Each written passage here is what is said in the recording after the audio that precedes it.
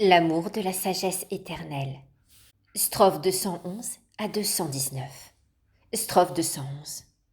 Que faire donc pour rendre notre cœur digne d'elle? Voici le grand conseil, voici l'admirable secret. Faisons entrer, pour ainsi dire, Marie en notre maison en nous consacrant à elle, sans aucune réserve, comme ses serviteurs et esclaves. Défaisons-nous entre ses mains et en son honneur de tout ce que nous avons de plus cher, ne réservant rien pour nous. Et cette bonne maîtresse, qui ne s'est jamais laissée vaincre en libéralité, se donnera à nous d'une manière incompréhensible mais véritable. Et c'est en elle que la sagesse éternelle viendra demeurer, comme dans son trône glorieux. Strophe 212. Marie est l'aimant sacré, qui dans un lieu y attire si fortement la sagesse éternelle qu'elle n'y peut résister. Cet aimant l'a attirée sur la terre pour tous les hommes, et il l'attire encore tous les jours dans chaque particulier où il est. Si nous avons une fois Marie chez nous, nous avons facilement et en peu de temps par son intercession la divine sagesse. Marie est de tous les moyens pour avoir Jésus-Christ le plus assuré, le plus aisé, le plus court et le plus saint. Quand nous ferions les plus effroyables pénitences, quand nous entreprendrions les voyages les plus pénibles et les plus grands travaux, quand même nous répandrions tout notre sang pour acquérir la divine sagesse, et que l'intercession et la dévotion à la Sainte Vierge ne se trouvât pas en tous ces efforts, il serait inutile et incapable de nous l'obtenir. Mais si Marie dit un mot pour nous, si son amour se trouve chez nous, et si nous sommes marqués à la marque de ses fidèles serviteurs qui gardent ses voies, nous aurons bientôt et à peu de frais la divine sagesse. Strophe 213.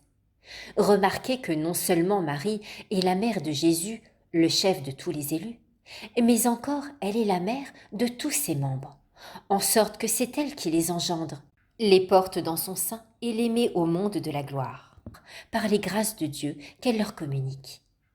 C'est la doctrine des saints pères, et entre autres de saint Augustin, qui dit que les élus sont dans le sein de Marie et qu'elle les met au monde que lorsqu'ils entrent dans la gloire.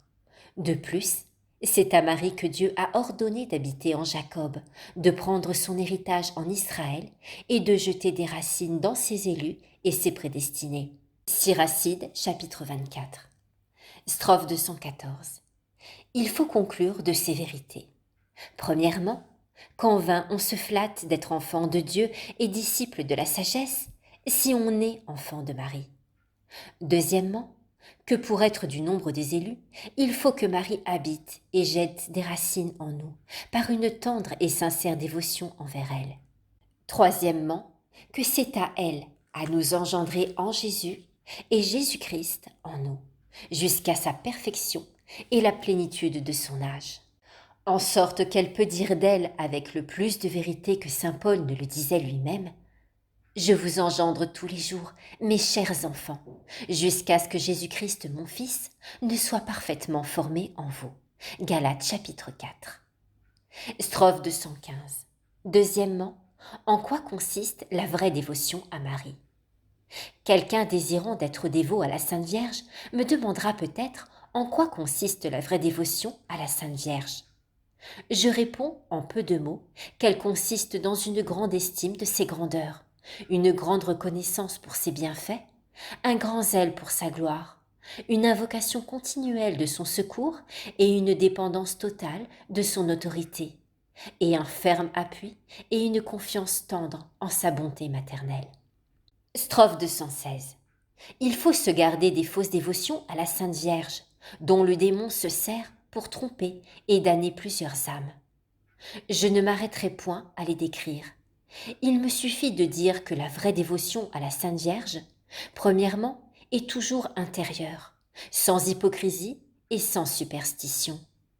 Deuxièmement, tendre, sans indifférence et sans scrupule. Troisièmement, constante, sans changement et sans infidélité. Quatrièmement, sainte, sans présomption et sans dérèglement. Strophe 217. Il ne faut pas être du nombre de ces faux dévots hypocrites qui n'ont leur dévotion que sur leurs lèvres et sur leur corps. Il ne faut pas être aussi du nombre des dévots critiques et scrupuleux, qui craignent de rendre trop d'honneur à la Sainte Vierge et de déshonorer le Fils en honorant la Mère. Il ne faut pas être de ces dévots indifférents et intéressés, qui n'ont point un amour tendre ni une confiance filiale envers la Sainte Vierge, et qui n'ont recours à elle que pour l'acquisition ou la conservation des biens temporels. Il ne faut pas être de ces dévots inconstants et légers, qui ne sont dévots à la Sainte Vierge que par boutade et pour quelque temps, et qui se retirent de son service dans le temps de la tentation. Enfin, il faut bien prendre garde d'être du nombre de ces dévots présomptueux, qui, sous le voile de quelques dévotions extérieures qu'ils pratiquent, cachent un cœur corrompu par le péché, qui s'imaginent que par ces dévotions à la Sainte Vierge, ils ne mourront point sans confession, et qu'ils seront sauvés, quelque péché qu'ils commettent d'ailleurs. Strophe 218. Il ne faut pas négliger de se mettre dans les confréries de la Sainte Vierge, et surtout dans celles du Saint-Rosaire, pour en remplir les devoirs qui sont très sanctifiants. Strophe 219.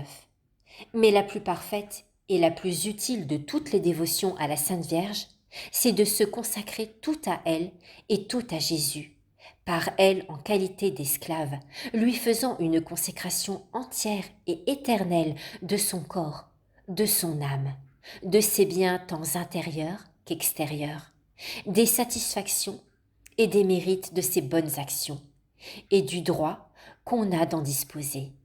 Enfin, de tous les biens qu'on a reçus par le passé, qu'on possède à présent et qu'on possédera à l'avenir. Comme il y a plusieurs livres qui traitent de cette dévotion, il me suffit d'assurer que je n'ai jamais trouvé de pratique de dévotion à la Sainte Vierge plus solide, puisqu'elle est appuyée sur l'exemple de Jésus-Christ, plus glorieuse à Dieu, plus salutaire à l'âme et plus terrible aux ennemis du salut, et enfin plus douce et plus aisée.